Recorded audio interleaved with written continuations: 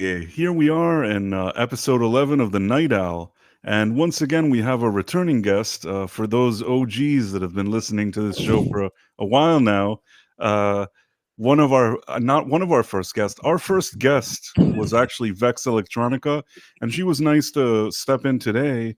There were a few things that happened, and she was gracious enough to step in last minute.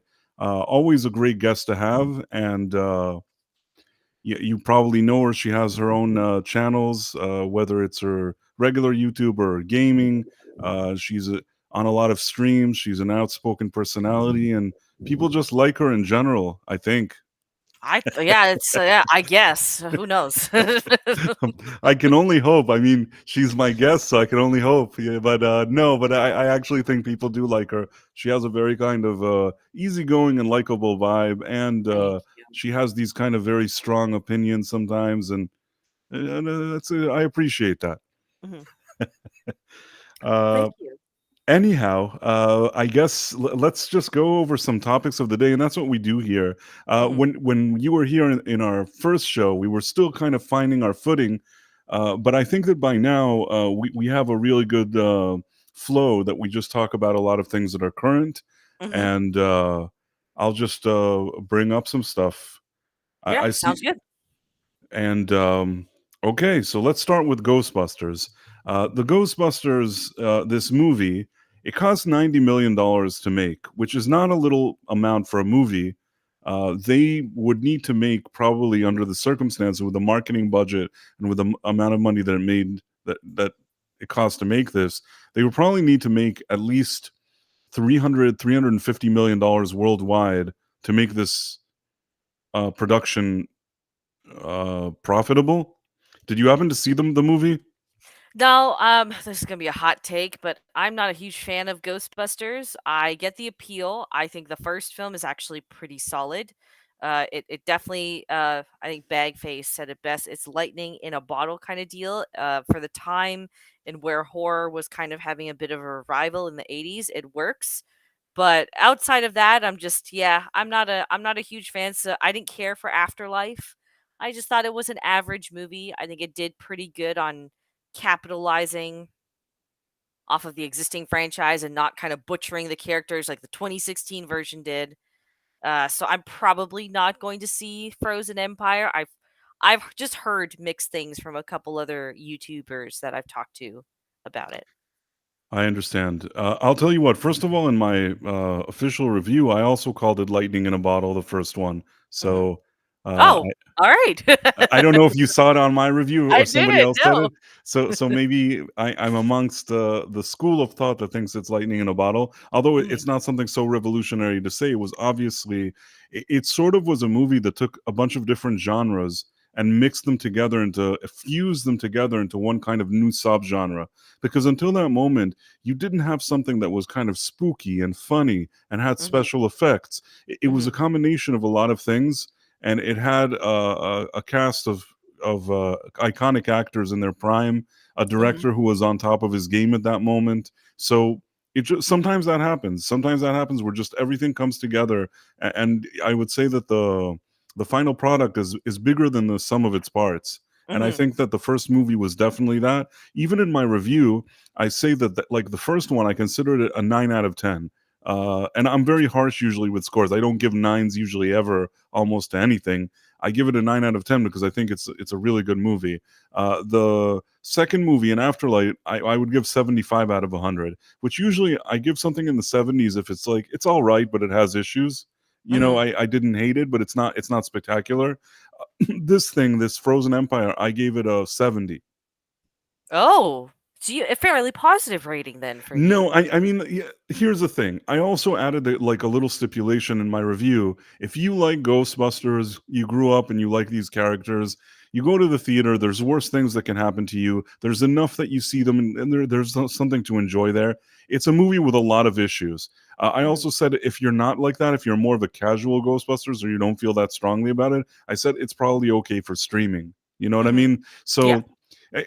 I guess maybe if I didn't have this kind of fondness towards the Ghostbusters, it could have been in the '60s. it wasn't an offensively bad movie. It was just a movie that I could see a number of issues that they had that they did with it.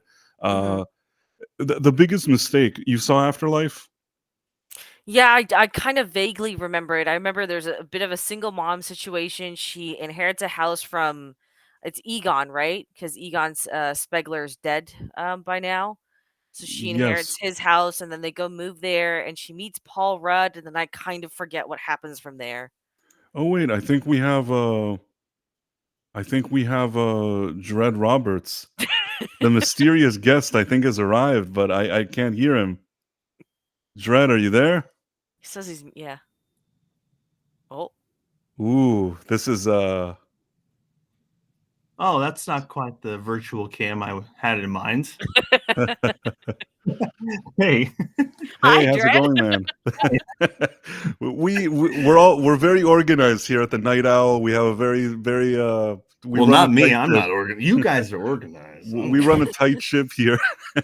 I still think it's funny that me and Vex are in the same. Look at it. Vex is right there. So wait, let me. Okay, I don't know if this is gonna help, but I'm gonna try to make it. Now me and Vex are like. She's looking at me all disappointed. I'm just surprised. I'm just really shocked. Why does that cat have no arms? Plato, you mind just kind of just weighing in here? No, nothing. Okay, yeah, no, that's it. Okay. Sorry. Did it work or no? Now, okay, I have to move us. Hold on one second. Yeah, you gotta move. You can just take me out of the picture. I'm really the third party here, in all No, I like you here. Now you're here. Like what? Now I'm gonna throw you to What the can we dogs do now. without Like it? Look at that thing. It fits perfectly in the whole. I don't even know what this is. wait a second. Let me do this. Yeah, that probably works better. Yeah, there you go. I'm sniffing your ear. Now we both have a cat with no arms. It reminds me of a certain politician that likes to sniff people's ears or whatever. That's what I've become. You're both whispering about me behind my back. Right. It's funny that you have a cat. Like you're floating, you have a cat, and we're looking at you. This is the most suspicious stream ever. It is actually, yeah. I look untrustworthy. It's okay. At least look, but it was it was a happy accident. Now we're all here, and yeah, I've been having like major technical difficulties, but it seems to have cleared up. I was curious what you guys were talking about. I hopped in, and it's just like it was all right. It wasn't that good. Like, oh.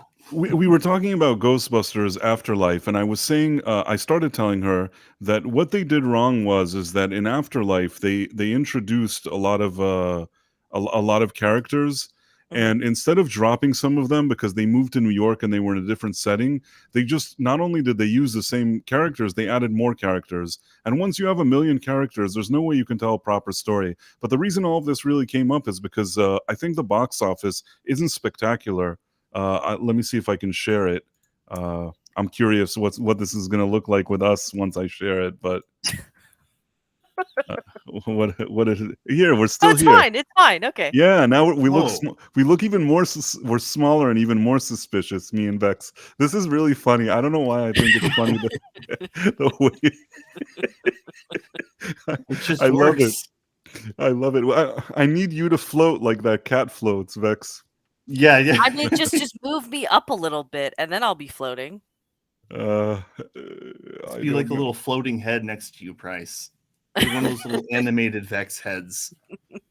Maybe you'll help me like make something more look better. But now it looks good.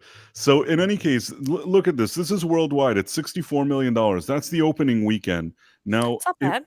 It's not bad, but if they would have made the movie for, let's say, $50 million, I would have said, okay, maybe they can pull this off. 50, maybe 25 marketing budget, but they made it for like 90, maybe even 100, and I'm sure the marketing budget, just by the amount of promo and commercials I saw, it was probably another 50 million. And they made there were those like cool buckets and stuff that they made too for some of the theaters in the US. And then This movie's not going to have any legs next weekend because Godzilla's out.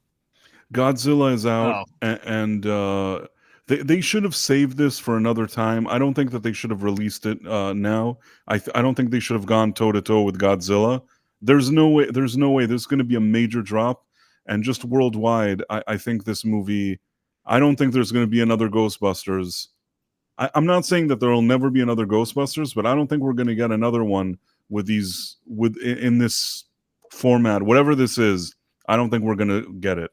This I is think kind of like just judging from kind of like the previews that I've seen. This kind of reminds me of the Jurassic World Dominion kind of scenario where it's like we have an IP, we need to put out a movie. Let's just bait everyone and bring back all the OG cast, and let's have like what's it, 16 main characters is what this film had. And we'll bait everyone enough to and just make the movie exactly like one of the other movies, and we'll basically sell everything. It'll all be okay. Like I remember when this trailer dropped a few months ago and everyone was really hyped about it. I was like, this doesn't feel like Ghostbusters at all. This feels like your pretty generic kind of CGI filled horror flick. Even kind of the drops with the OG cast coming through, it didn't feel like that was going to breathe any like positive air into it. This just looked like it looked like entertainment for the sake of entertainment kind of deal. absolutely. I Yeah. think that that Afterlife in and of itself was kind of pushing it. It wasn't a terrible movie, but I feel like it did something. It showed this other generation. At least what they weren't in New York. It was something a bit different. They still kind of rehashed the first movie, but they brought the OG guys at the end. It did whatever it did. It paid tribute to the guy that passed away, to Harold Ramis. I Mhm. think that they did a solid job. It wasn't the best movie, but it was good enough, and I think that maybe they should have just left it at that, or come up with a much better idea for the next movie. And I feel like they made a lot of mistakes. This movie, it's not going to have the type of word of mouth that I think will really make this box office grow much more. Mhm. If it reaches 100, 200 worldwide, I think those are considered. If it reaches 200 worldwide, I'll be rather impressed. But even then, it's not going to be worth it for them, because if they spend around 100 million just on the production budget, it's not. I can't see them making more with this setup. For Godzilla, I think it would have been okay a little bit. Godzilla moved up a week. It was supposed to come out a week or two later. So I Oh, well, think now if it's really done for then. yeah, so if Yeah. they at least had that extra week, maybe they could have recouped. But yeah, with Godzilla pushed up, it's dead in the water. And Godzilla, New Empire, what New Empire is called, I think. It's getting pretty like solid reviews if you go in just looking for again a big colorful CGI monster flick. It's as opposed to the Hmm. Godzilla -1 movie. I have a feeling that that one is going to be more like a dumbed down. The Pretty American ones much. are kind of stupid, but Mhm. it'll be a fun popcorn movie. I think that the people in those movies, they want to see those monsters, and I think that there's enough hype and there's enough recognition and enthusiasm, and I think people are just going to go watch it. They like these monsters. They like seeing it. I feel like they like Yeah. a lot of people like to make fun of the fact that oh, it's not going to have any heart. Like it's a dumb movie. It's like sometimes you just want to go see a fun movie with just fun. Why can't both exist? Why can't you enjoy a dumb movie? That's all. I think that's an argument I've heard from a few people. Like, why does the entertainment have Hmm. to be dumb?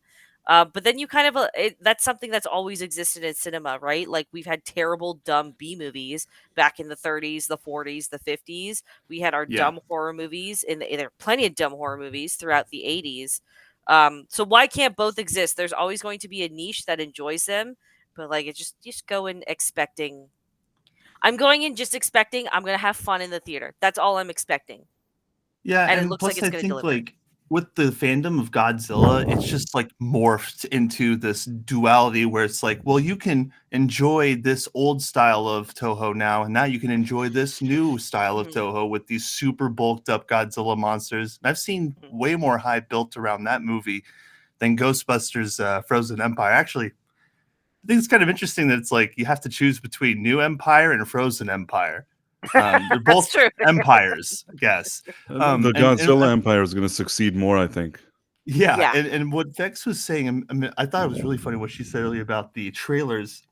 When I first saw that trailer, like, the first thing I thought of was Tropic Thunder. I'm like, "Are you guys really going the Scorcher 6 route with this Oh Ghostbusters plot?" yeah. Like, who left the fridge open? It's like, that's Right. It Ghostbusters looks new so Frozen. because like Ghostbusters was never really like that. Like they had the world ending kind of demons and everything, but it was like almost Yeah, in a localized scale where it's like it still felt like, oh, this is happening in a very specific city where I, as like an American or a city dweller, can really relate to it, as true. opposed to kind of trying to find a middle ground with a global catastrophe. And the way that Mm. they framed it with this whole Frozen Empire thing, I'm just like that, bro, what are you doing? This doesn't, I don't look like I can relate to this at all. This doesn't look like cozy or charming or, a little witty and clever. This just looks fucking dumb, bro. It just looks dumb. Yeah, member berries with all of the old cast. I think that's what, like, had me hooked because, other than, like, the OGs being there, it's just like, "Well, all this ice is really crazy, bro." It's like, "Okay, well, they're saying that, then I'm probably gonna go see it," but I think by itself, it wouldn't have been enough. I think it was having the OGs there just saying, like, "Come on, guys, we gotta go ghost bust things." That got me into wanting to see it, but I definitely not the ice thing. Mhm. No, I mean, I personally think that if they would have actually tried to do a smaller story, even with less money, something a little more intimate, give a little more heart to those OG characters. Don't take a million new ones, just a few, maybe that family, Paul Rudd and that family. Try to do something on that scale, and I think that there was a movie that could have been made here that would have seemed less grand, but maybe had more heart. And instead, it comes out as just feeling very I don't know if to say soulless. It wasn't. It's like what Vex said about Godzilla. I enjoyed it. It was a popcorn movie. It was okay, but it wasn't very good. Hmm. Mhm. But somebody here mentioned Dune 2 and Cabrini, and I want to say that both of those movies I actually enjoyed. Cabrini was a surprising movie. I actually gave it a decent grade in my review, Mhm. and Dune 2. Well, we've talked about this here a number of times. I liked a lot of parts about the movie. I actually thought Zendaya and what they did with her character and her general acting wasn't my favorite, but I Mhm. didn't. The movie was overall. It had there were more things I liked about it that things that I didn't like about it, even though there were things that I didn't like about it. Yeah, I'm the same. I quite enjoyed it. I rewatched it yesterday. Still really enjoyed it. Mm. It's got some flaws, but I think I enjoy it. It's on par with the first one. There's not a Mm. decline that I can say happens between two, even though the tone is very different between them. But I would say they're on par. So at least that's a positive. I think I like the first one better because I feel like it moved things along in a better way. The only thing I'll say is, and this is a strange compliment because it's an actor that I don't prefer, I think that Timothy Chalamet stepped up his game in the second one and Definitely. delivered a performance that was better than I thought that he would, and Hmm. and I give him credit for it because it's an actor that he's not my favorite actor at all. Hmm. On the other hand, Zendaya I think didn't step up, and she's the weakest link in that movie for me. There's the scene at the end. I guess spoiler alert, by the way. The scene at the end where he's about to fight. Oh my god, I always fuck it up. Fate. Wait, hold on. Have you seen it? Dread, have you seen it? Oh, yes, yes. By Okay, this okay, point, okay. yes. You go Okay, ahead. It's okay. Spoil away. Fade rule. Oh my god, I can't say the name. Austin Vader Butler's character. Alpha? Thank you. Austin Butler's character, right? And then like there's a scene where he's just like he said, oh god, what does he say? Something and like I'll take your daughter's hand in marriage, right? And then the camera pans out to Zendaya and she's got that like that dumb face, and I know it's the one that everyone has like screenshots of for memes, right?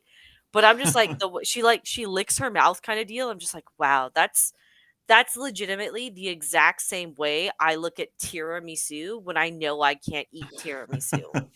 It's just like I didn't buy her as a romantic interest. I thought she just felt like a filler character. I haven't read the book, right? So I just got my copy, so I'm going to be reading it for my April like book. Um but I'm just I don't like how they chose to develop some of the relationship. I felt like they could have either drawn that out a little bit longer or focused on it a bit better. If it were a bit longer to do that, I would have been more on board. I think there's a few problems. They didn't give that relationship enough screen time to really convince you that they're falling in love.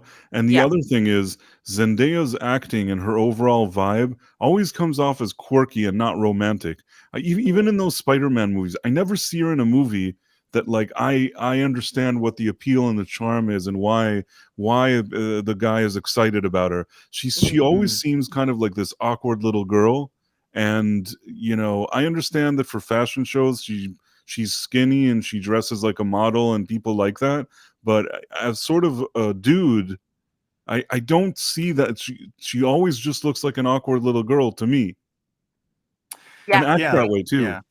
I mean, they portrayed Zendaya's relationships similarly, and for some reason they always have her play this character that kind of keeps her man that she's with at arm's length, because like she and the Spider-Man actor Tom Holland, I mean, they're like dating and they're like super into each other, right? But in these movies, it's always just like, oh, Peter, I kind of like you, but I'm concerned about who you are as a person and kind of keep you at this distance. Zendaya has that yeah, go ahead. No, I go and finish your sentence, then I'll tell you my theory. No, but I just like she like Bex was saying, she had that little tongue. I thought that was so weird, and she just has that Zendaya resting face, like that resting Zendaya face. Resting Zendaya face. Totally. It's hard to deal with because like I read the book last year, Dune, because I was like all excited about Dune Part 1. I watched the movie. I'm like, all right, I got to read the book. And then like Shawnee's like super in love with Paul and actually believes in his mission from what I remember reading. And I'm like watching this movie. I'm like, where did Denis go wrong, dude? Yeah. Her resting face is kind of, it always looks like somebody asked her to take out the trash, but she doesn't feel like it or something like that. That's like the face that she makes. Yeah. And even when it's a romantic scene or whatever it is, I totally agree with you. It's that's what I don't like about her. Even with Spider-Man, that she's with that actor in real life, there's always, now here's my theory. Either that's the only way she knows how to act and that's just the way she is. That's one option. The other option is that maybe her managers and agents always put into her contracts that whatever the screenplay is, it has to make her always like she's on top of things. If there's a man, she's kind of a bit smarter than him and she's one step ahead of him. I don't know. There's always something about her, like you said, that she keeps the guy at arm's length. She's awesome. Like she never does anything bad. Everything she does is great. I don't know. It's annoying, and they put her in every movie. They put her because she has good social media and people know her and she's a brand. But really, I mean, acting wise, I always think that she's a liability. And even that Emmy that they gave her for that Euphoria show, it doesn't influence me in any way. Like that's her role, awkward teen weirdo. She can do that for Euphoria. You know what I mean? That's the maximum scope of whatever. Even that, I don't know if I'd give her an Emmy for. But to put her in all these movies, I don't know. She's female and she checks off the race check boxes, so it is what it is, right? Barely. Yeah. She's like She's only like half, right? Right. It's a very. I mean, not that I even want to go like this. This is a very. It's not necessarily a territory I want to. I got you. No. But you brought it up, and I want to be fair because I want to be fair to my guests, and you brought it up, and I'll say that she checks off all the boxes, but it's like, you know how The Rock is sort of kind of ambiguous, whatever. I think that sometimes they like that. You know what I mean? Like the Hollywood system likes it when it's somebody that's sort of ambiguous. She sort of checks off a box. She checks off enough of a box. Yeah, but like the more you talk about it, I just find it stranger. It's just like that's like 2 for 2 now. Like 2 of the biggest characters in like cinema right now. You got Mary Jane and you've got Shawnee, and these are like really complex written characters. And she's just brought her, general Zendaya performance to both of those. It's all she knows. She can't do it. All she knows. Yeah. I still want to see one. I still want to see her once do a performance that I really consider that she's acting. I feel like she's not acting in any of it. I feel like if we met Zendaya, she'd act exactly like she did in Dune and in Spider-Man in real life. It's who she is. They just roll the camera. Yeah, I'm not a fan of Zendaya. Not a fan, but maybe she'll prove us wrong one day finally. Maybe she's just being typecasted. Who knows? Right. Yeah, And we need to see her in a Christopher Nolan film where she'll like really open up. Then No, I I think guess. we need to see her in a comedy like Dumb and Dumber, like that kind of thing. Like just go maybe, completely left field with it and let's see where she goes. maybe a comedy, or if you if you gave her like Quentin Tarantino, I'm sure he'd find something to do with her. That's I'd true. be curious to see what he'd do with her, because he'd find something. But Mhm. you really need a really good director and writer, and it's not going to be, even for them, an easy feat getting any kind of performance out of her. Exactly. Yep.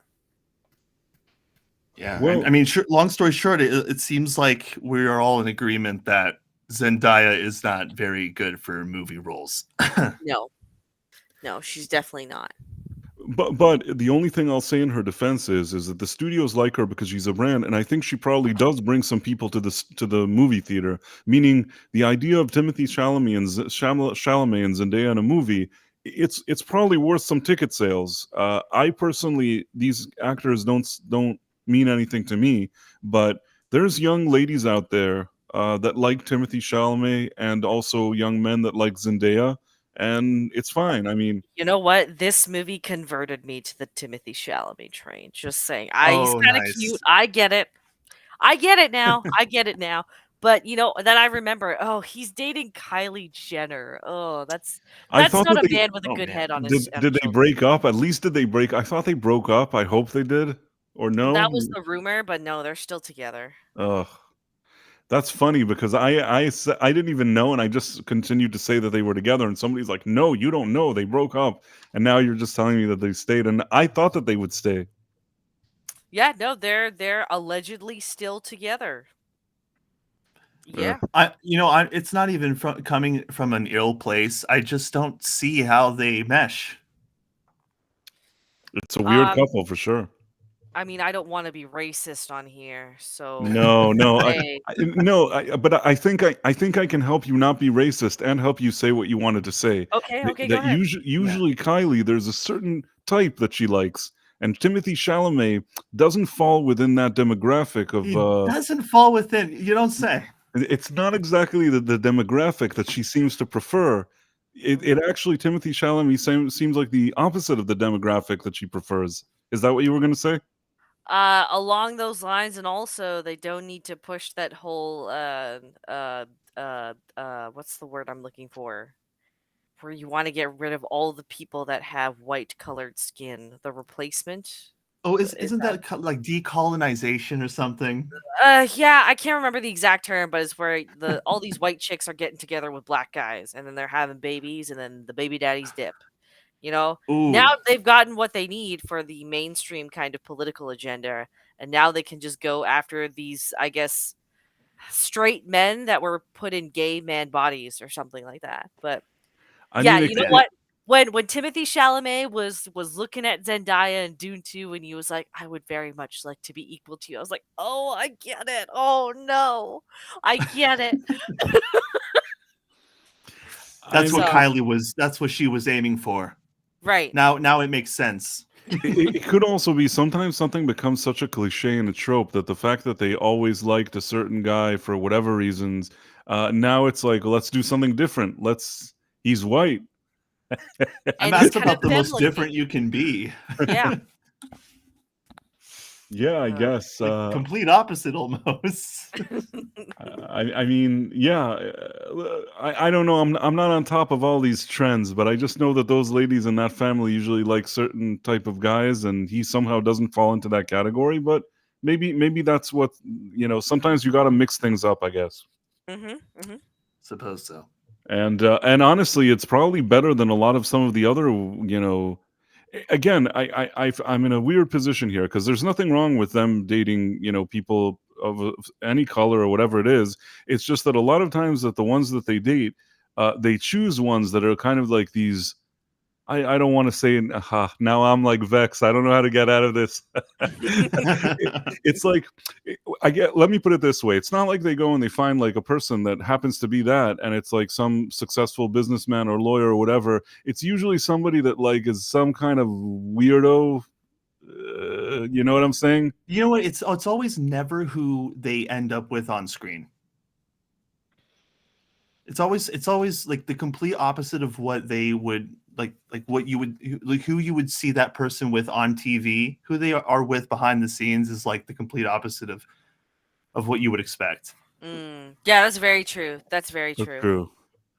And I'm sure that somewhere along the way that explanation kind of got muffled up in my brain, but that is the one that I have. What you mean. Yeah. And I'll say like something else. Like there's you know, I can't believe this is probably such a, I don't know if it's taboo, but it's not like they like you. They walk in and they're like with some successful lawyer who's happens to be that. You know what I mean? It's usually like they find like within the demographic, they find a certain demographic, if that makes any kind of sense.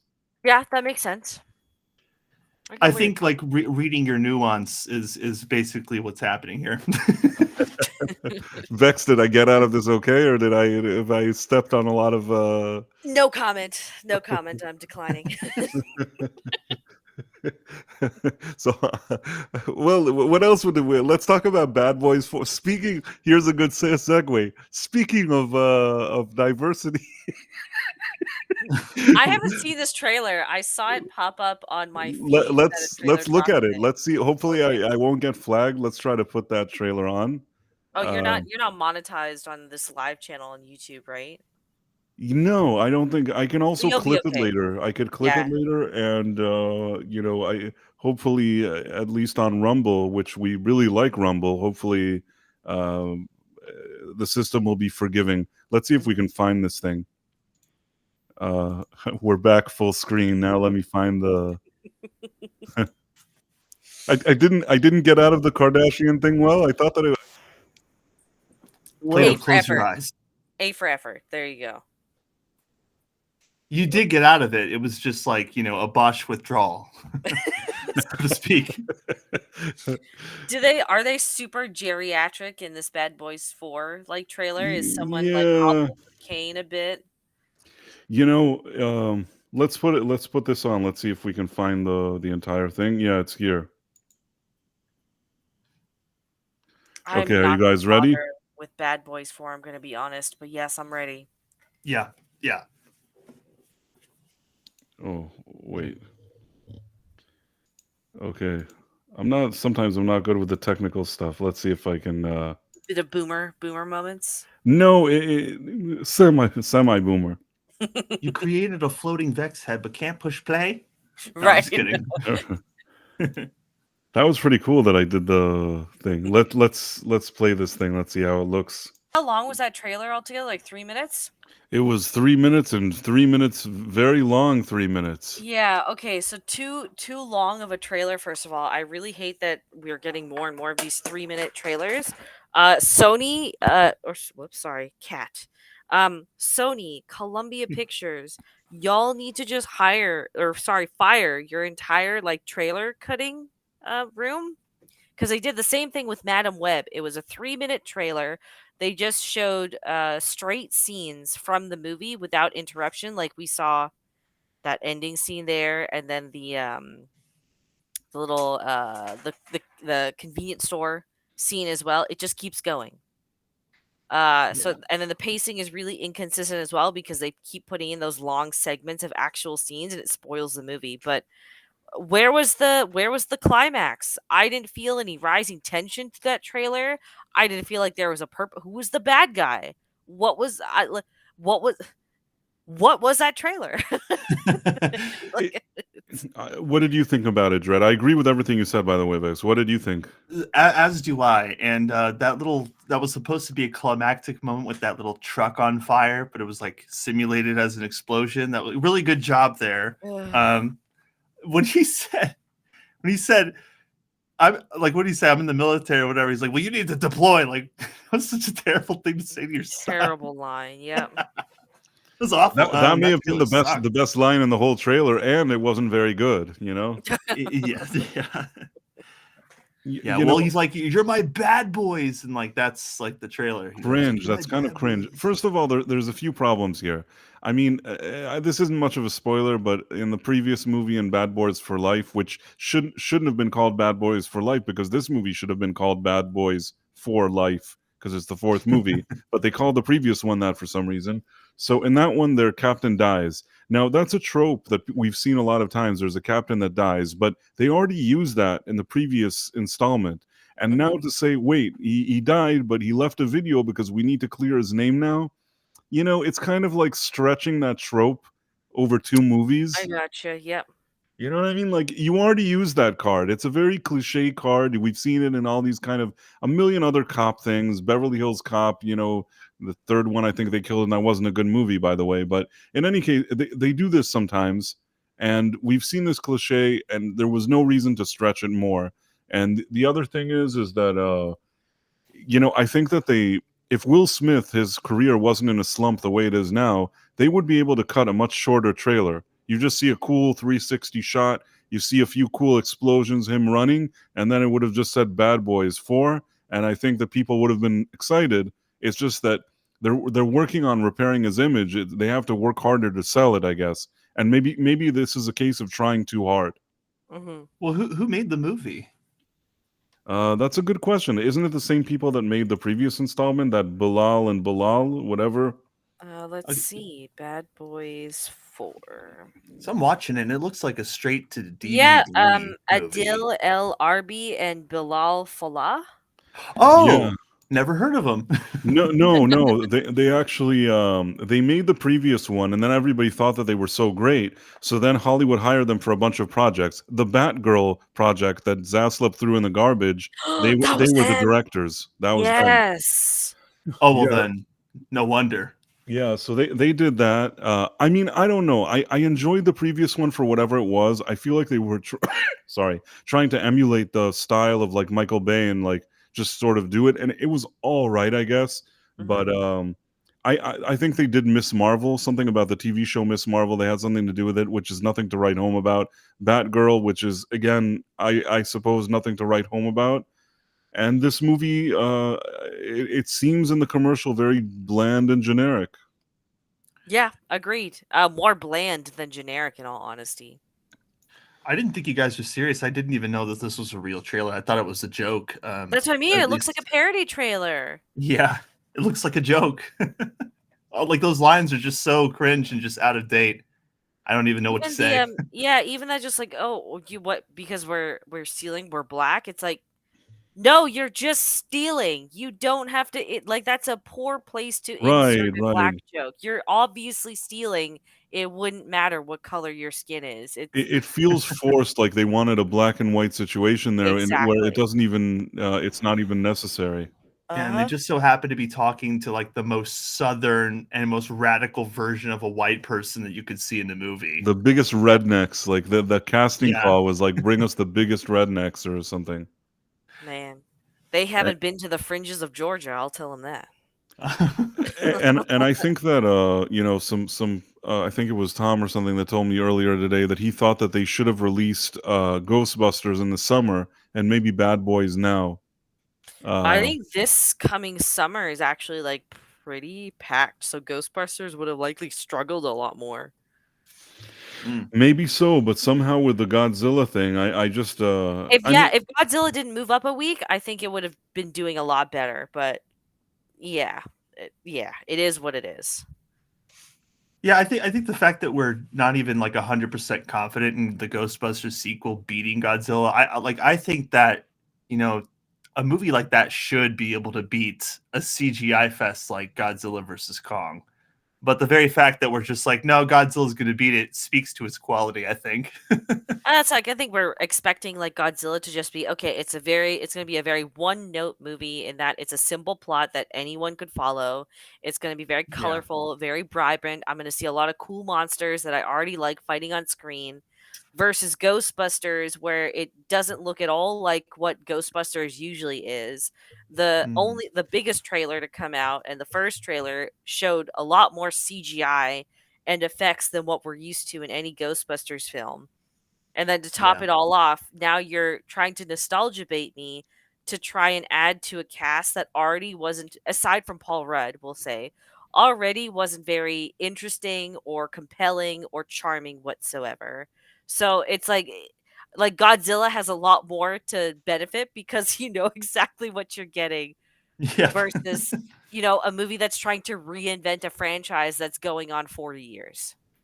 Yeah, it also wasn't really smart to like they were nostalgia baiting the OGs a lot too. Mhm. And I think that if you're going to do that and you're going to lean into the original characters, then probably bringing on a bunch of characters on top of that isn't a very good idea. Yeah, Adds to that fix the main convoluted characters. feeling. Yeah. I just realized that all three of us, in a way, are looking at the cat. That's what I'm saying. We're all suspicious of Plato. Look, uh, I don't know why he doesn't have arms. And it's definitely not an afterthought that I'm having right now. If I Just have hanging in. both of you here, and I know also Vex, she has to go to sleep early. Well, that's probably not going to happen. Well, it's 1:00, so it's not early anymore. I'm Right, just it's not early tired. anymore. But since I have both of Oh, you here, wow. we do have one interesting topic which I think we should discuss just a little bit. Sure. Is the whole Sweet Baby Inc. and the Kotaku thing, because Dread Roberts here has been doing some fantastic videos covering all the news, Mhm. and he's just really knowledgeable about everything. Meanwhile, I don't know if you saw this, Dread Roberts. Vex actually, she made a comment about Alyssa Mercante, and then Oh Alyssa yeah, that Mercante. thing blew up. Oh, Right. dude, she was so not happy. She is so mad. I The think what's thing, even funnier is that people assumed that I didn't know it was an Animal Farm quote, I think is what's even better. I got the photos from someone else, so it's not even originally my screenshot. But then Wow. everyone's trying to dunk on me because like 2 years ago, I guess I quoted on a thread that was like, "What are some books that kids need to read?" And Animal Farm was on there. And then Alyssa Mercante on her own Twitter yesterday, she says, "I don't even like the book. I got it when I was vegan." And I'm just like, "No, you knew exactly what the fuck you were doing when you were Wow. getting a quote that says all men are was it all men are right, equal, right. all All men are animals are enemies or something like that. and then all animals are friends." It's just like, no, you knew exactly what you were doing. If you read the book even once, there's an even better quote that's said in the commandments in every single chapter of the book where Mhm. it's like whoever everyone it's like basically everyone on four legs or with two wings is a friend. I like That's that's weird you what she can't you said. can't dunk on me for allegedly not being able to read when you tattooed a quote from a book that you don't even like, nor did you understand the context of whatsoever. Yeah. And if there's people who are confused here, this all ties to Sweet Baby Inc. and Kotaku. Sweet Baby Inc. is a company that they quote unquote consult gaming developers on how to be diverse by kind of bullying them. And Mhm, meanwhile, these companies get these kind of DEI budgets and bonuses, and it's a whole racket. And ever since that whole situation with Cabrutus Rambo, where he did the Steam list, where he recommended, mhm, not recommended certain games that Sweet Baby Inc. were involved in, it seems like all these media and these quote unquote gaming journalists have all had these kind of meltdowns all day. And Alyssa Mercante certainly, to me, she just seems like a grifter. She's supposed to be a senior editor over at Kotaku, and they wrote this article that was very favorable towards Sweet Baby Inc. But I really love Vex that you pointed out that she was you said she was a stripper. She's like, I'm not a stripper. 10 years ago I was a cam girl. But really, what is a cam girl? Isn't that a woman who takes her clothes off in front of a camera and men pay her? Or did I misunderstand? is it all semantics though because she still labels herself as a sex worker either way? Well, she also I, Does says she would love to go back to that life because she'd be Yeah, treated that better. too, right? So it's just I'm kind of at the point where it's just like I just like to if I see something on Twitter, I just kind of point it out, right? If I make a mistake, well, I made a mistake. I'll own up to it the best I can, right? Mhm. Um, but other than that, it just again, it's very stupid the route like a lot of her quote unquote supporters have taken. And also it's not even just game journalists that are doing that. It's developers. It's game developers. It's the Yeah. people making all these games that are coming to stand with her and also having more meltdowns than the journalists, which is Yeah. even sadder, I would say. We've got game developers, game publishers, BBC hosts now, Yep. Microsoft executives. I mean, like all kinds of people. And Alyssa, I think the best way to describe her is a hypocrite, and especially all the people who follow her, and they all accuse everyone of, oh, how dare you dig into my past and pull something out that came out 2 years ago? But that's like exactly what they're doing. And that's what they're doing with Vex. Like, oh, this 2 years ago, she said this on her post. It's like, well, you're trying to victimize yourself for other people digging into your past to make a point about you, but you're all doing the same thing. Plus, their digging of Vex is dumb. I think that like Vex is like brilliant. She said like you're a cam girl, you're a stripper, or whatever, and she has to explain that. What are they saying? That once Vex said that people should read the book. Who gives a shit? I don't see that on the same level. I feel like. Well, I think it's even funnier that it's like it's on the tweet where I say getting a quote from fascist pigs doesn't change the tattoo. And then people are just like, oh, you should probably read the book because of this tweet you made 2 years ago. I just pointed out in the tweet. The truth is right in front of their faces and they deny it. They're just such fucking idiots. And then also sorry for the bad language, but yeah, that's what they are. In any case, didn't they didn't she block you as well? She blocked you, right? Yeah, that's a weird part is so like cuz someone I had put that tweet out and then somebody had TD, there we go. He's like he has a Deadpool icon on Right, Twitter. I know who he is. Yeah, he's just like, "Oh, the best thing is the replies." And I clicked on it and it said that I was blocked. It's like I commented, "I can't see cuz I'm blocked."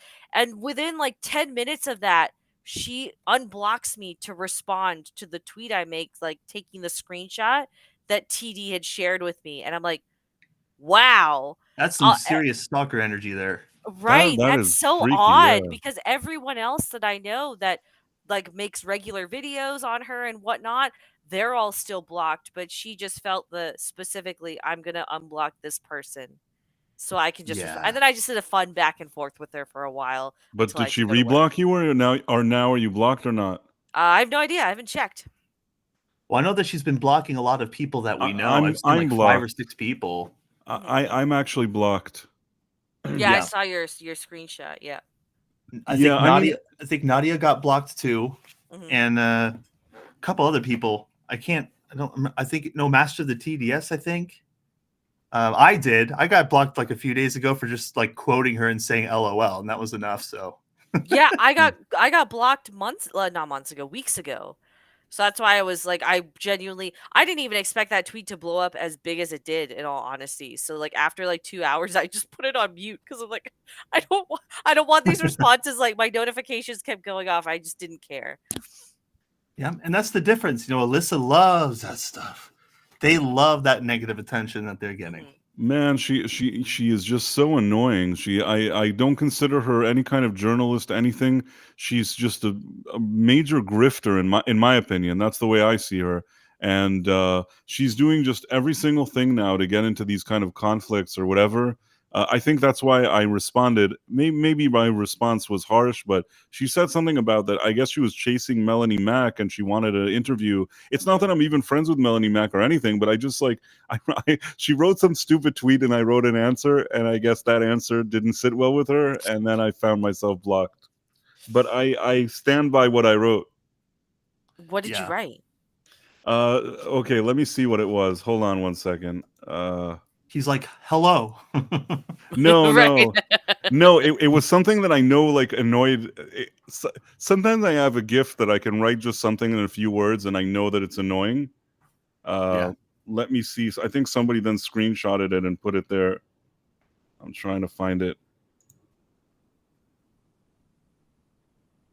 Oh, you know what I can do? I'll go to my my other account and then okay.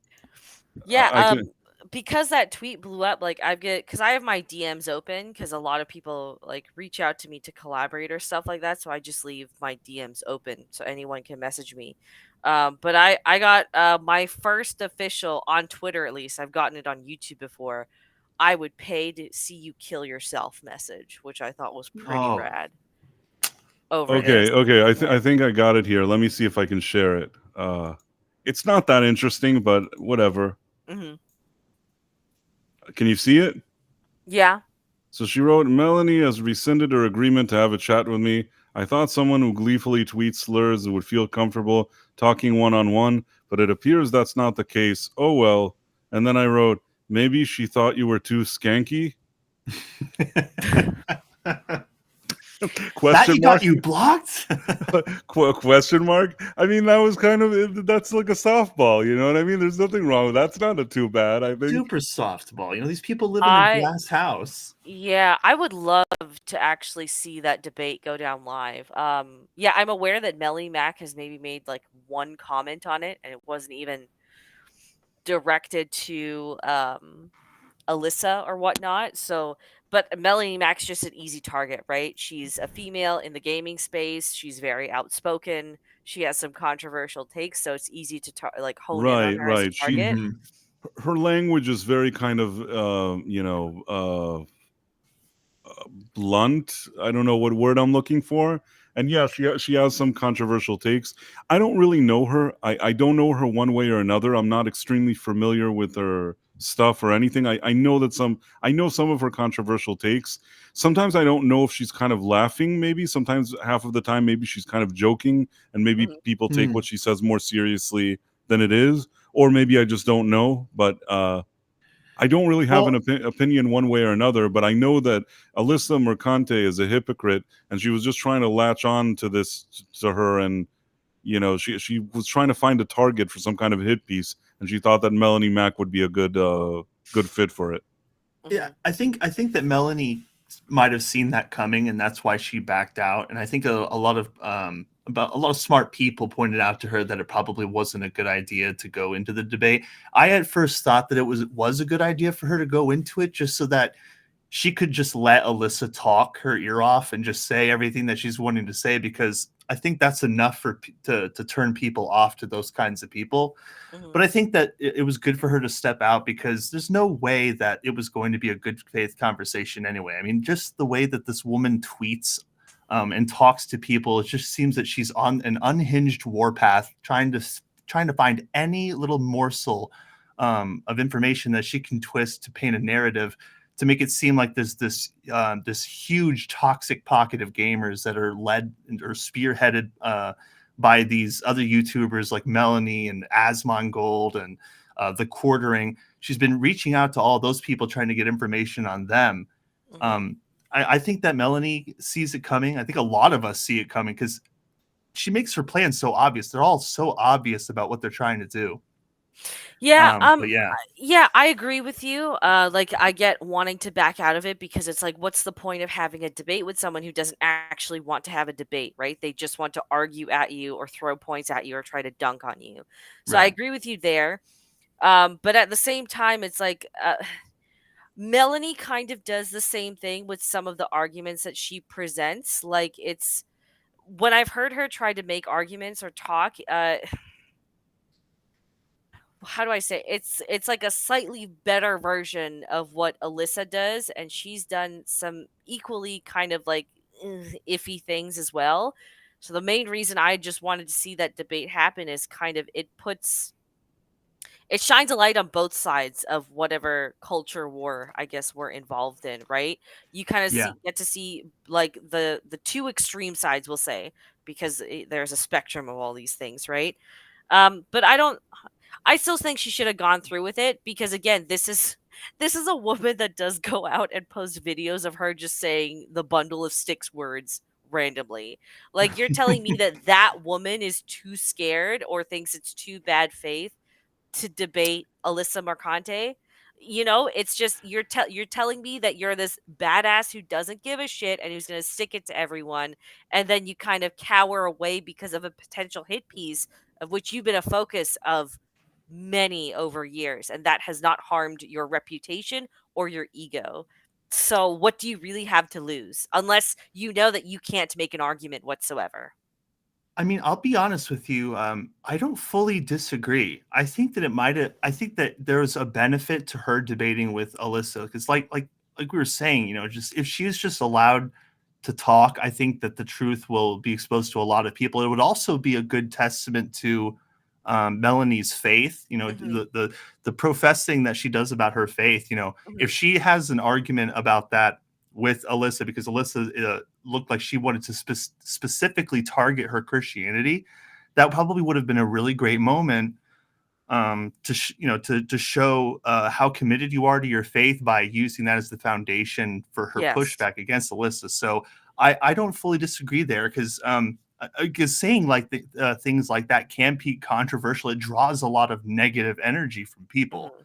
So some of it is self-inflicted, but now I understand why she backed out of it, but at the Yeah, same me time, too. I think that she would have had a lot of support behind her. I can't see a That's the world. thing. Yeah. See, I like, can't see a world where they would have sided with Alyssa. Like I don't see that right. happening. It's like regardless of where the conversation would end up, like let's face it, people are going to be will likely be siding with Melanie Mack more than Alyssa, just because Because Melanie Mack dunking is on those Were people they is the going to do fun a thing. stream together? Was there talk of them going on live, actually debating each other, or was No, this I some? actually don't. I don't know that for sure. I thought it was going to. They didn't really allude to what it was going to be. Like, actually, I think it would have been great as a Twitter space, to be completely honest. Yeah, that Um, would have worked best. That would Yeah. have been but great. but they didn't announce a podcast. I don't know if it was like an interview, just like on Skype or something. But either way, apparently it didn't happen. But I think a Twitter space would have been excellent because that's where all of this stuff is happening the most, and that thing would have been packed with Hmm. people watching. Well, that would have been an event, and I will say, and out of the three of us, I think I'm the least knowledgeable because I've seen probably out of the three of us the least amount of videos of hers and stuff. I will say one thing. There's one thing I'll say about Melanie Mack, and I really don't know a lot about her, but I'll say one thing. When I was attacked with the Ninja Turtles, there were a few people that actually said something positive about me. One of them is you, Dread Roberts, which I mentioned in my video later. That I said like thank you to people that said something. There was Oh. Yellow Flash, there was Tom from Midnight's Edge, but I also actually put a little thing there that I showed that Melanie Mack made a video and kind of, defended what was happening because there was a studio that came out and tried to make me look stupid, and it was really annoying. And Mhm. it was nice that the few people actually said something at that time. So I give her credit that she said something. I don't know that I agree with all of her takes or that I'm, her and I are exactly on the same wavelength, but still there's sort of a human instinct that if somebody's sort of attacking you and somebody still says something, I have to give some points. You know what I mean? Like I can't ignore. I Uh, get you. Like that's how I feel like about like the geeks and gamers kind of nerd erotic squad, right? It's just like I have a lot of respect for what they do and what they've done and what they've built and what they continue to do. And I'm sure they're probably like great people behind the scenes, but as content creators, I find it very hard to actively be on their side all of the time. Mhm. Just because it feels like they're not it feels like they're just kind of like screaming red herring or straw man arguments instead of actually trying to make a change, which is like one of the things I appreciate about like even though I disagree with them on maybe what they're making, but like Eric July or Critical Drinker, these are people that are taking the spaces that they've cultivated and now they're actually trying to make an impact on culture. They're Mm. making their own things. They're carving out a dent to try and grow something new, right? You- But I you- get you. Like I don't hate them. I don't disrespect them, but at the same time, it's like, guys, come on, you got to kind of move past what you're doing. I mm. think each of the people that you said they have a different style and different thing about them. I Hmm. will say that Critical Jinker, I've always liked his content. I've liked it since he had less than 100,000, maybe he had a few tens of thousands of followers. I've Yeah, been I think I started following him around 200,000. Like it's been several years I've been I, watching his content. Yeah. I Same, yeah. believe that he didn't even have 100,000 when I started watching him because after The Last Jedi is when I started doing stuff, and he was one of the earlier people that did things and made videos. So I actually, I've been watching him for a very long time, and I've watched him grow and kind of really develop his voice, and I think Hmm. he's doing a really good job. As for Eric July, even that there's a lot of kind of politics and sometimes haters or whatever. I have a lot of respect for the fact that he launched this business. And like you Yes. said, he's trying to make a difference. Nobody's perfect, and I'm not going to claim that I think he's perfect, but I'm saying that it takes thick skin and it takes putting up with a lot of bullshit. Sorry again for the term, a lot of BS that this guy has to deal with. And at the end, he's making it happen. And I appreciate what he's doing. And a lot of times when I see people just standing there and trying to knock him down, especially from our kind of groups of people or whatever you want to call it, I don't love it, because we shouldn't be trying to tear down a guy that's really trying to do something. You may like what he Yeah. does, you may not like it. I sometimes don't like the things that I've seen recently, that I feel there was a lot of jealousy that people saw. Constructive criticism. I think that's the right. Like you've got it spot on. The jealousy part or just hating for the sake, like this whole comic skate thing is dumb, right? Just like Mhm. find a middle ground, figure out how you can grow together instead of doing what everyone else is doing and spreading divide, right? But yeah, I think constructive criticism is should be allowed. Because I know that well, at least I've heard rumors of like people that have given criticism to say like the Geeks and Gamer Squad, they tend to get blacklisted, right? That's a rumor I've heard. Mm. But you should be able to, if you're dishing out like a lot of like not, I wouldn't even say controversial opinions, but if you're strong arming a lot of things, that doesn't necessarily help the movement whatsoever. That makes you kind of just as bad as what you're trying to fight against. I have to just say, and this is just my own personal experience, I haven't had a bad experience with Geeks and Gamers. I Me agree with neither. you. It's not that I agree with, there's different people there and they have different opinions. It's not that I agree with every single take or every single opinion, but I will say that any interaction that I've had with the main people there over the years has generally been positive. I don't feel like I don't feel like I was forced to agree with them or anything. Agreed. And Yep. Yeah. I didn't feel the blacklist. I've always felt fine, but Like a I don't know. camaraderie almost. Yeah, yeah. I don't have negative thoughts. Again, you don't have to agree with every take that every person has there. They're also very political in the sense that I know that Jeremy has his own stuff that he does a lot of very heavy political stuff, Hmm. and Yeah. so, some of that is more political than is of interest to me. But again, I appreciate what he's put together. I mean, he did this. He started making these videos at home every day, and he built this thing, and you can't take that away from him. I respect that. As for Yeah. Nerdrotic, I think that his content does have a lot more to say when it comes to. I think that his analysis is more in depth, if that makes any sense. His videos. Yeah, because he picks apart the content that he talks about. Right. Whereas geeks and gamers, they're a lot more. They seem a lot more on the business side of things and like the Hmm. reaction side. Hmm. For I at least think for Jeremy. geeks and gamers are good at building that kind of community. They're very good at live streams that people, they have their fans that like their live streams, that like their personalities, and they do that thing.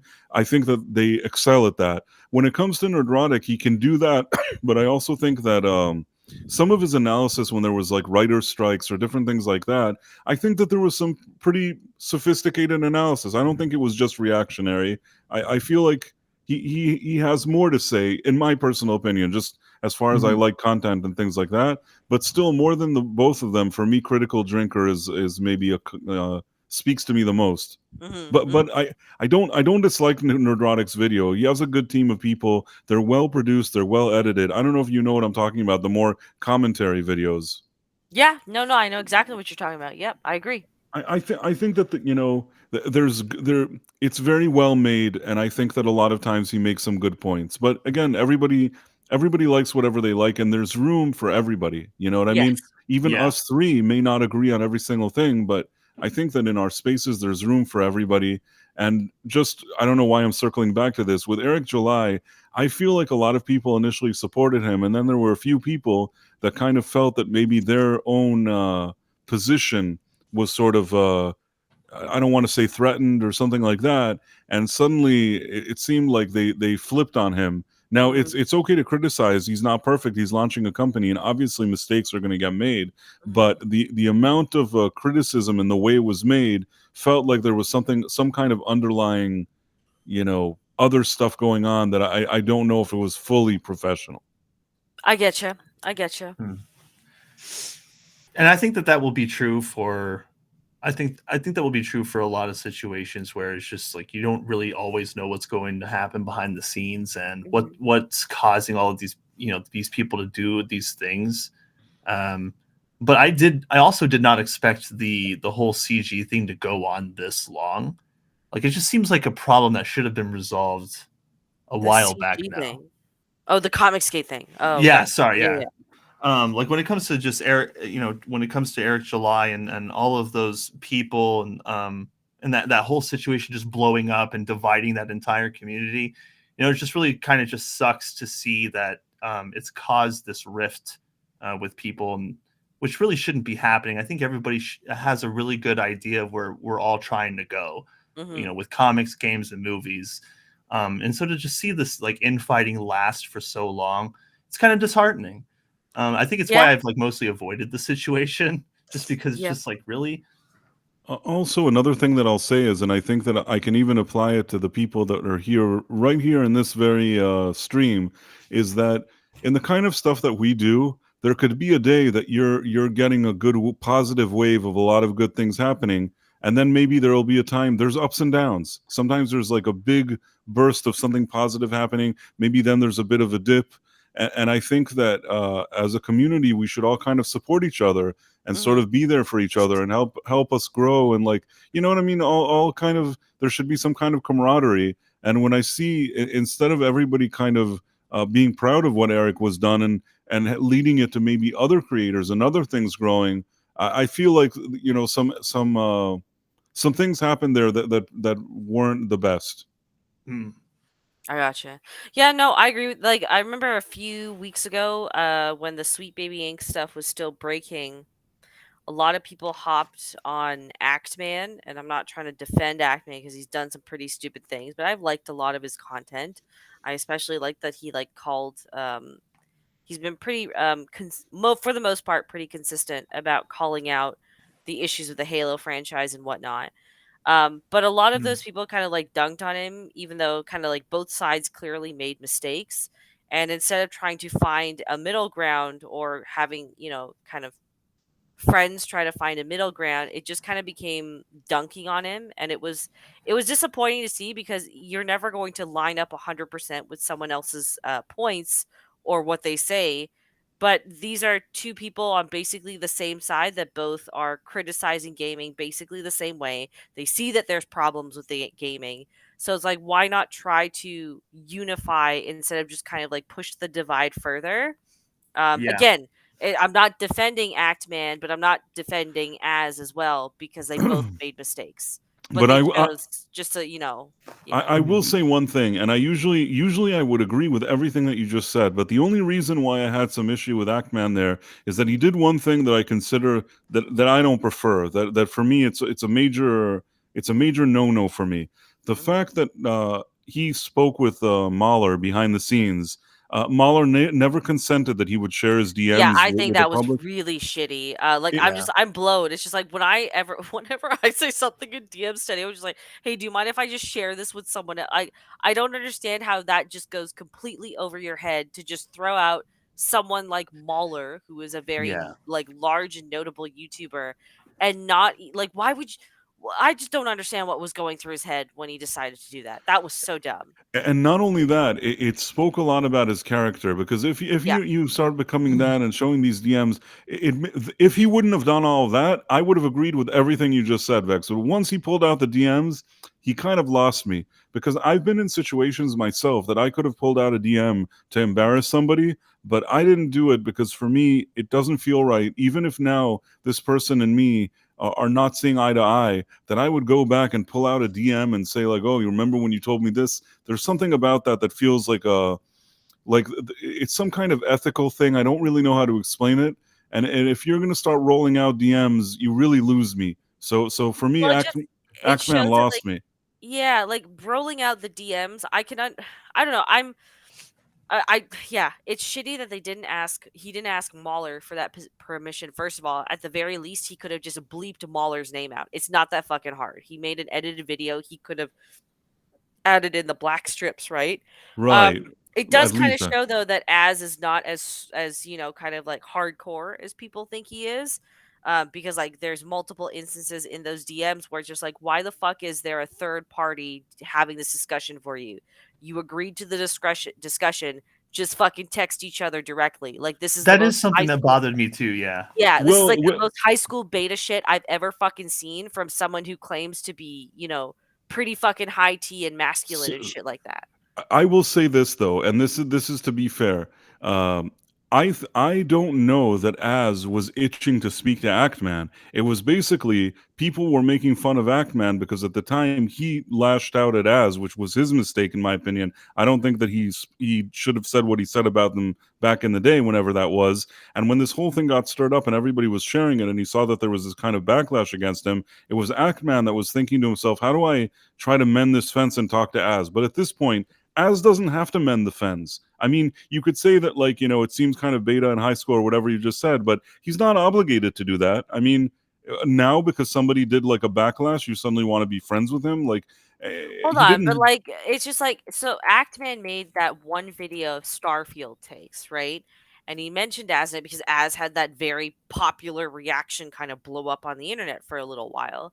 So of course it's going to be in there. And then Az goes and makes, I think it was like 2 or 3 videos on Actman. So again, it's like Mm. both sides are at fault here. Like one is not better over the other, but it's very discouraging when someone, again, like Az, who has a very kind of specific persona he puts out there, can't even just be a fucking man and bury the hatchet. If you don't want to bury the hatchet, just say, no, dude, directly, I don't want to talk to you, and be done with it, instead of airing all of this shit out in the dumbest way possible. Mm. All right, I'll give you that there's like when there's an accident, there's both parties have a percentage of something that they're at fault Mm-hmm. for. When the insurance companies argue, they're like, well, this person is 30% involved, this person Yeah. is 70% involved.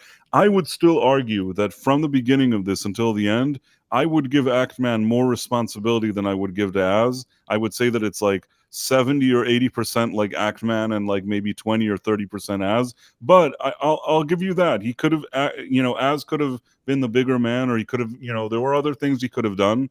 He didn't choose to do that. But I still think that if I had to give the judgment, I still prefer.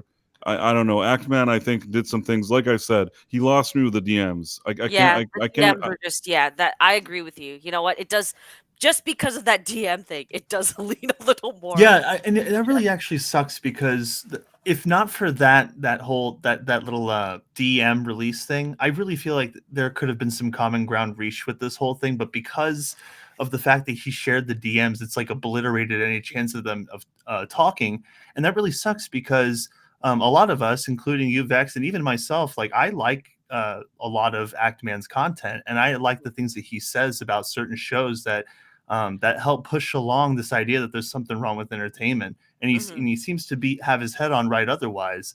And to see that like this whole situation blew up, and that people that are caught in between them are caught in the middle of these two big names fighting with each other, as you said, it's kind of discouraging. Yeah. Because that's the one thing that I was hoping out of this whole conflict, that I told Price last time we talked about this. I just wanted there to be some kind of common ground, because this whole, like, they are making videos about each other constantly, and Az did do that. And Mahler, Mahler especially, that whole thing kind of bothered me with his involvement. It's like, why is Mahler there? Because Why what did it they did just is not it start a group dragged. chat at that point? Yeah, I mean, it dragged out the conversation, and it just made things Yeah. harder with communication. Then someone ended up getting upset along the way, and now talks are just done. Like, it sucks. Well, I think that this all starts, and again, I don't even know this. This is just what I recall. Initially, when Actman back in the day said something, I think he was making fun of Az's appearance. I think that didn't sit well with Az, and until even all these things with Mahler, I think that Az wasn't so excited to talk to him. But the fact that while he was DMing him, he made another video that he was speaking negatively about Az while he's trying to negotiate like a peace deal. I think that that's the point that Az really got pissed, and I Well, can't completely blame him for it. Like Actman even kind of like it's shown in the DMs, right? And you know what, bigger YouTubers, I can empathize with this a little bit more now that I've talked to YouTubers in that situation. But it's like when you are making a video and you have a sponsor out and you have a sponsor, like sponsors, bro, they'll feed you for a couple months if you get the right one, right? Like you need to hit Yeah. a certain amount of views. It needs to be out by a certain date.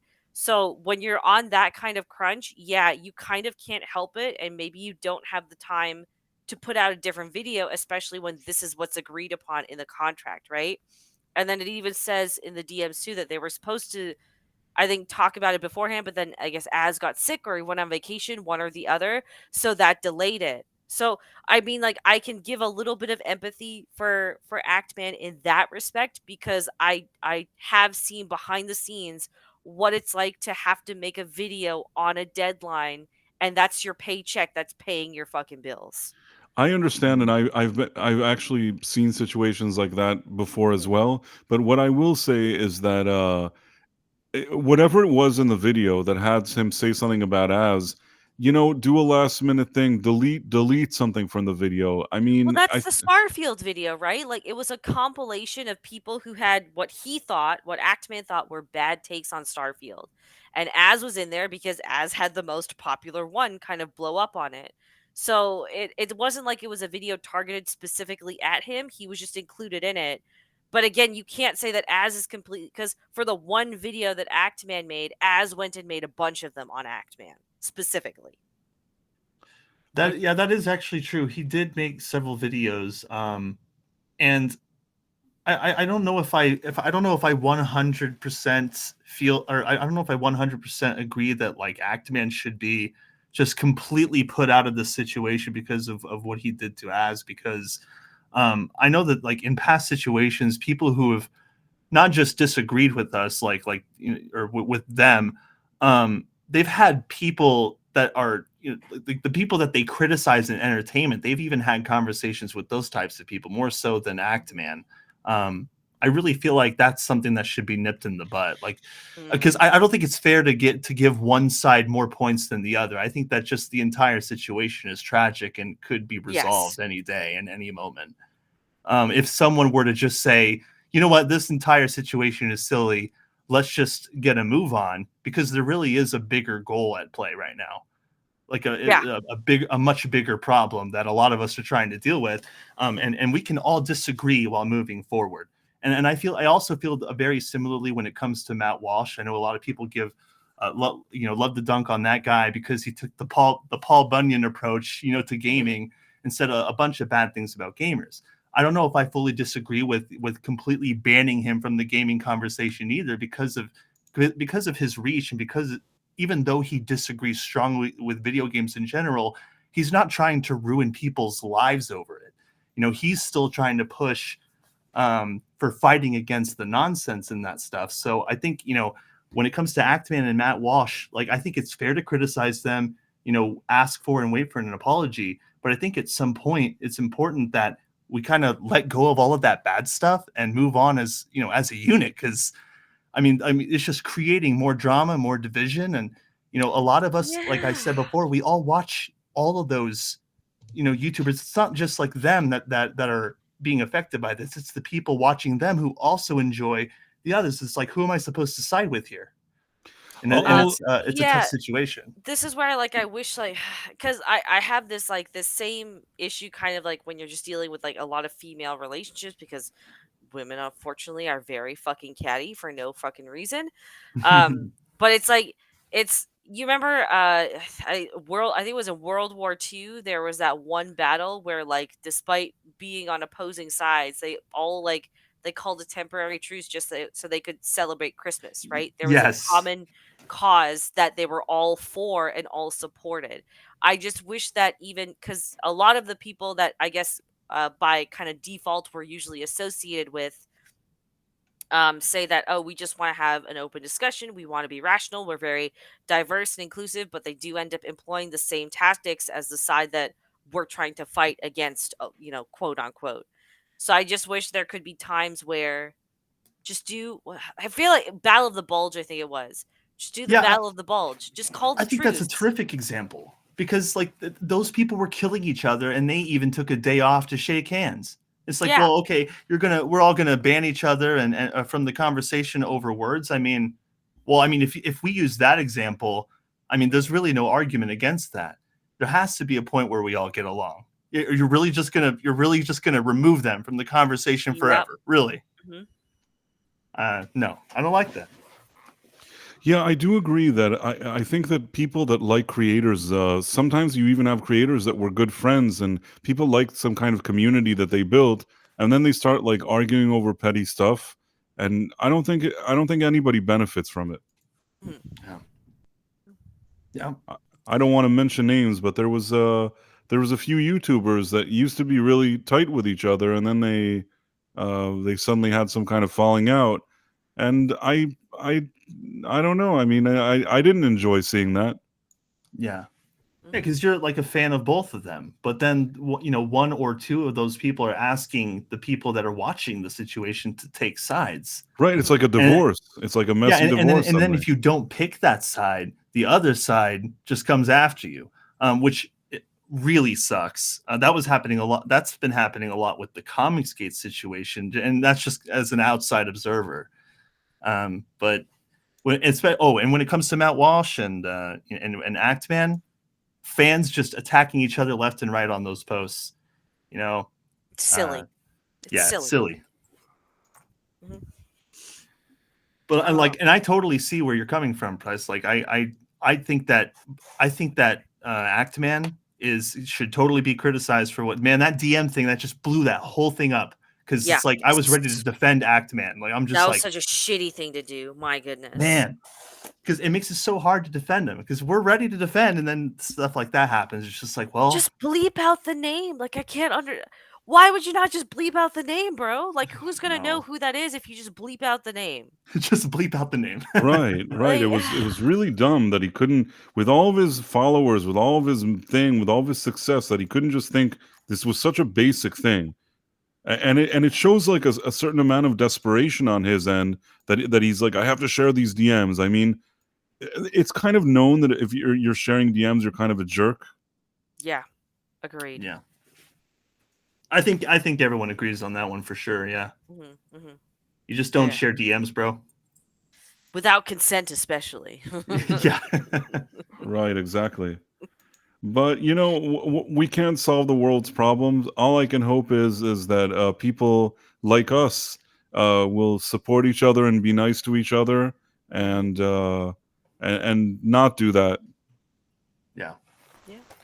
Yeah. And we can't talk about it, by the way. But I don't know if you were going to segue into another part, Price. But since we were on the Sweet Baby subject, I don't know if you saw. I'm still trying to sift through what I can talk about. But if you guys have been paying attention to the Sweet Baby controversy with Black Girl Gamers and Grums and stuff, they're ready to take legal action against that park place over a certain story. And anybody who talks about it is in danger of legal action, or at least in reference to what that story entails. And so that's I can't even ask you what that story was about. Like, even if you take out all the names. I'm still trying to figure it out because this is like a kind of a new thing to me. I've been asking about it, but apparently it can be talked about as long as it's just like sticking solely to the facts. But basically, what's happening is they're basically threatening everybody. You talk about this, it's over. I think I saw Grum's tweet. I didn't know that there was an article involved. I just seen the screenshots, but I'll have to. You said the Park Place. Yeah, that Park Place. I think they're. I don't know too much about that Park Place. Like, I don't know if they were a YouTube channel first or like an outlet first, or both. But they report on all things Disney and then DEI, ESG stuff, and so. They were talking about that. But it's really interesting because Black Girl Gamers, they go on Twitter and they're like, well, you can't talk about this. And also these facts are wrong and these facts are wrong. But a lot of those facts you can easily just find right there on their website that prove that what they're saying is, so. Is the article still up? I believe it. I believe it is. So I don't even know how the situation works, so I won't say, go or don't, or do or don't read it, but it's there. Mhm. So I'm gonna have to but read it, but I didn't know there was such drama around it. yeah, there I think it's panic, to be honest. That's just my speculation on it. I'm not going to say for sure Is if it that's is it the Black Panther article? Is it that one? I think it is. Yes. Okay, because it's Yeah. the oh my god, that Danny chick, right? She's part of no, hold on. Uh Actually, I don't know about that. I don't know. The chick that went out, there was the video of her saying like we didn't want to work with white people because it wasn't like a safe environment or whatever. That chick, she deleted her Twitter. Oh, yes, I think that was, I don't know if that I think that was, like, for Validate Games. I don't know if that was specifically Yeah. Black Girl Gamers. So it's Sometimes okay. All right. So I let me just search even Black I get Girl. all that stuff mixed up. It's so hard to wade through it. Yeah. But whatever they were talking about, I think no, it might not have been Black Panther. No, I think it was just them just talking about, Black Girl Gamers' involvement Oh, with the SBI. Forspoken thing. There we The go. Forspoken one, yeah. That's okay. Yes.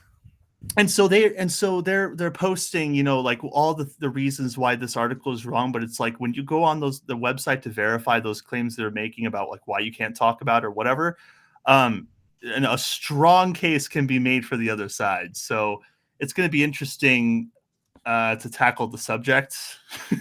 I'm like, dude, should I make a video about this? Because I don't know if I'm not exactly a lawyer and I'm Mhm. not out seeking one. I'm not making the kind of money to find a lawyer, but it's I still think it's a subject that needs to be talked about. So when I've asked about it, they're like, well, if you guys are going to talk about it, just make sure you stick to the facts and it should be fine.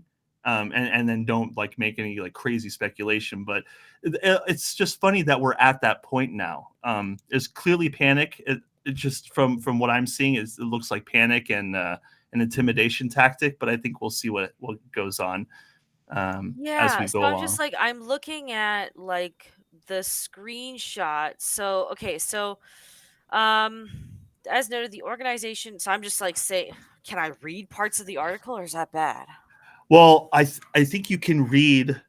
Yeah, I think it's fine. I think you can read about it, like as long as we're not like speculating. It said stick to the facts. So it's like Okay. whatever's there, it should be fine. So, like, according to Black Girl Gamer's website, so for Forspoken, which I mean, if nobody remembers or heard of that, that game came out in January 2023. It was a colossal bomb for Square Enix. It had a lot of that kind of checkbox stuff. It was Yeah, not a good game overall, right? yeah. Um, so, Black Girl Gamers were hired to consult Forspoken to provide insight on narrative and feedback on a pre release build of the game that spanned from the gameplay experience to the portrayal of Frey, who's the main character, Hmm. as a female protagonist of Black descent, including topics such as colorism and texturism.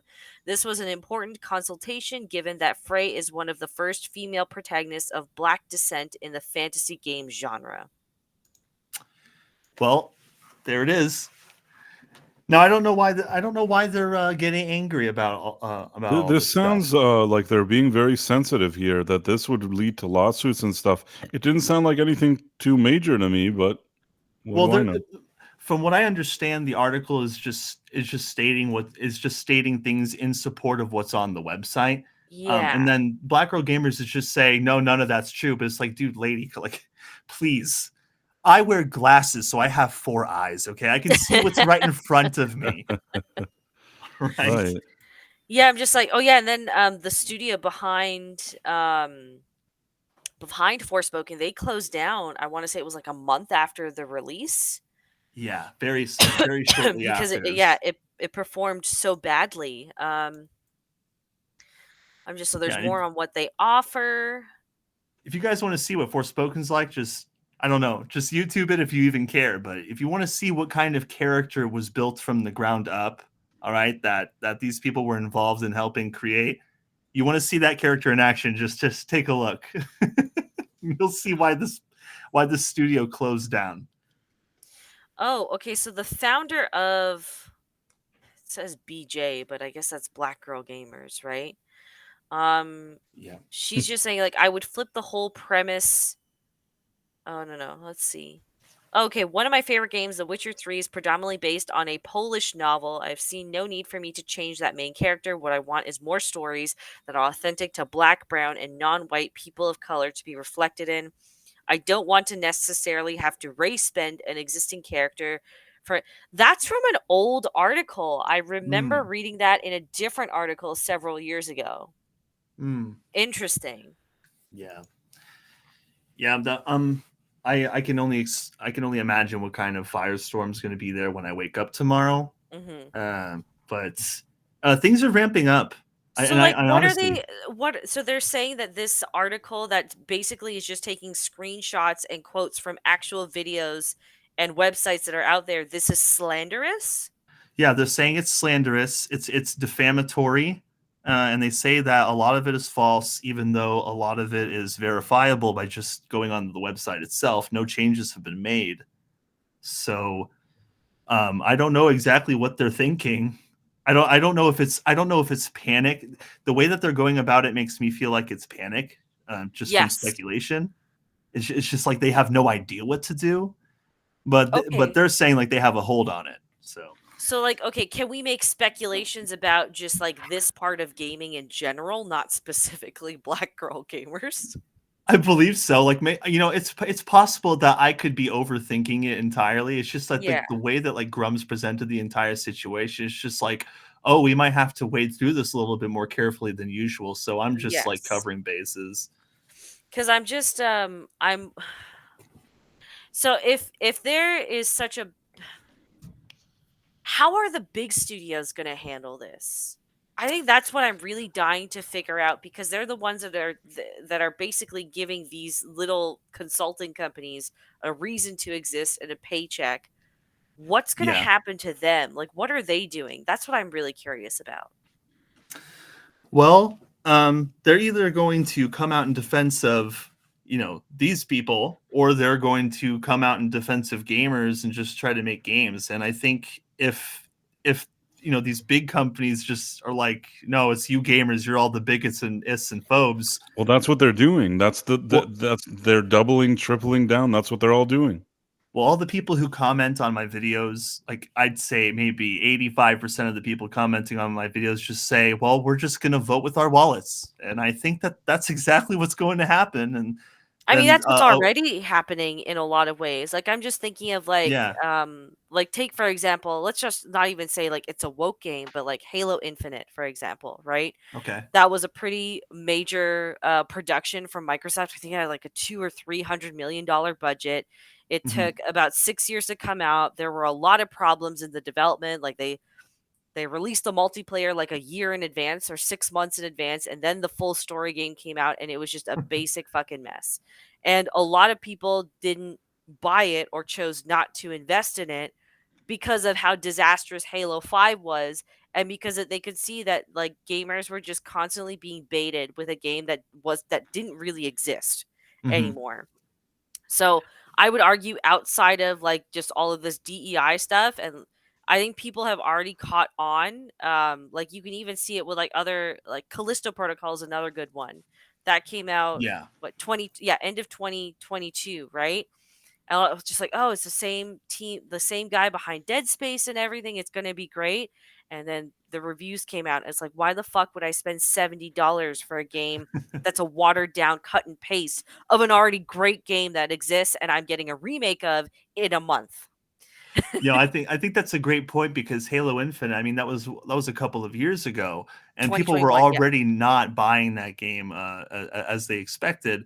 And since then, things have only amplified. I mean, they were being subtle with their injections back then. Now it's just like right in your face. And so Yep. if there's an escalation of that, then yeah, I think that's a good point, that there's probably an escalation of people not buying it.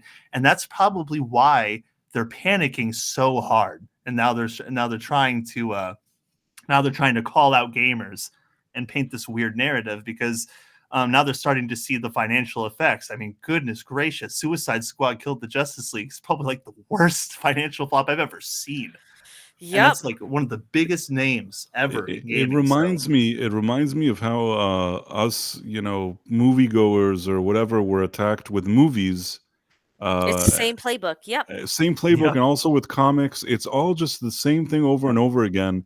And the part that always surprises me is that they see all this backlash and how over the past several years they've been losing a lot of money, a lot of these companies, yet they somehow can't seem to learn the lesson. It's like it's like a fly. You know how, what is it?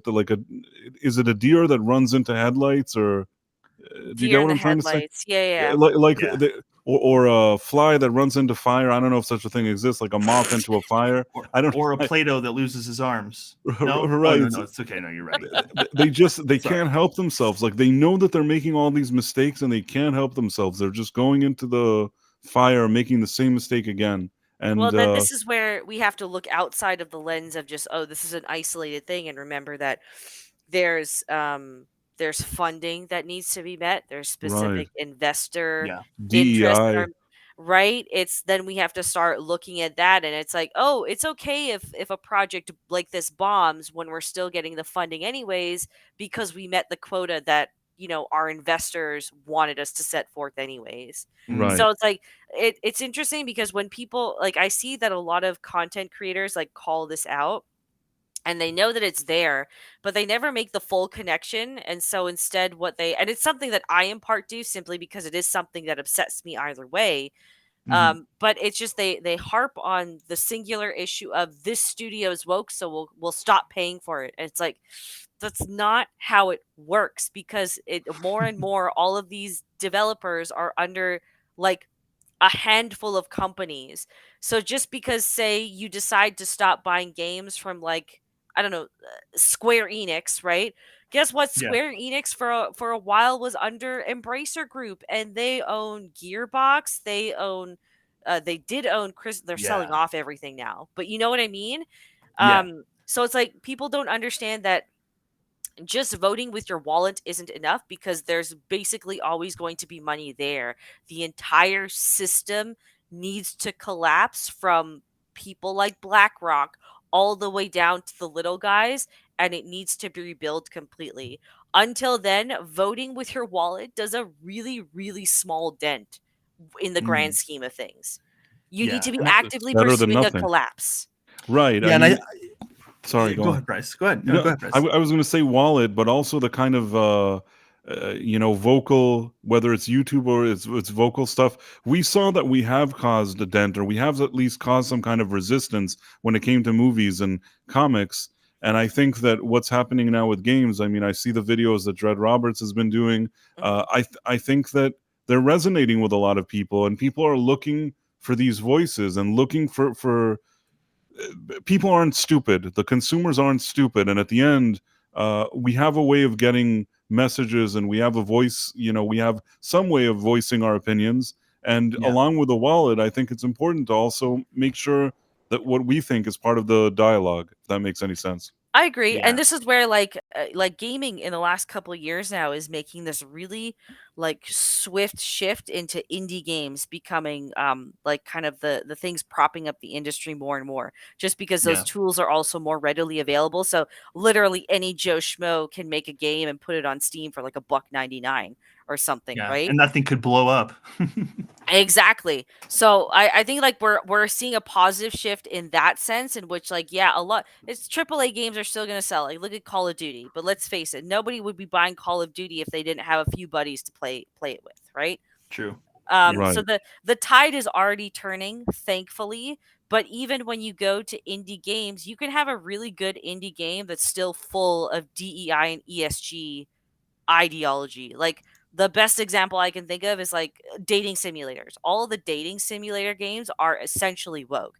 They put in all of these binary, trans, gay characters that you're meant to kind of have the option with.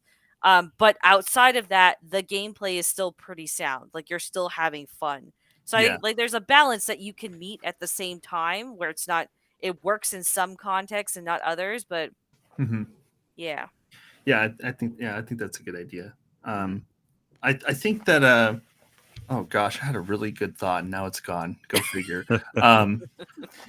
But I want to say that. oh yes, oh yeah, that's what I was going to say. So yeah, the thing about voting with wallets, I think that this is it's clearly a bigger problem than it ever has been before.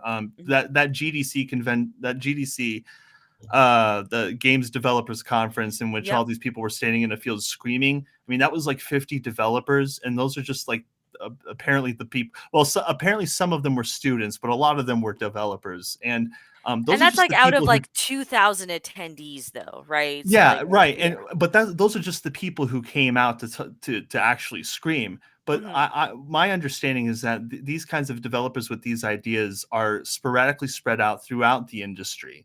yes. And I think that until a huge change is made where everyone kind of figures out how to properly disseminate all of this information, and I think that attacking the very idea at its source is probably the best idea for content creators. Just attack it at its source. Like don't, and I'm not saying like attack people, but you know, when all these people like coming out and saying these horrible things, just pointing and exposing those people to the masses, that opens the door to showing what kind of game studio they run, what kind of motivations they have for the gaming industry. And I think that's probably all that someone like me can do until something bigger comes along. Because I want that too. Like I'm hoping someone just kind of like figures out, it's like, dude, I just created this thing and it solves all these issues. We can find these people instantly. I'm like, dude, yes, but not yet. It's coming. But everybody is contributing whatever they're contributing, and specifically you, Dread. I think you've been doing really good videos. Vex, you always have that and Words of Paradise too. Leon's been doing great. Fire. Yep. On cool. fire. Yeah, and I'll have to check out his videos. I actually I sometimes see his videos, but I haven't seen the more recent ones, so I'll check it out. He's up late at night, so he'd actually be great for this Night Owl thing. Oh, okay. Well, definitely. First of all, I don't know if you know this, Dread, but Vex was actually the first guest.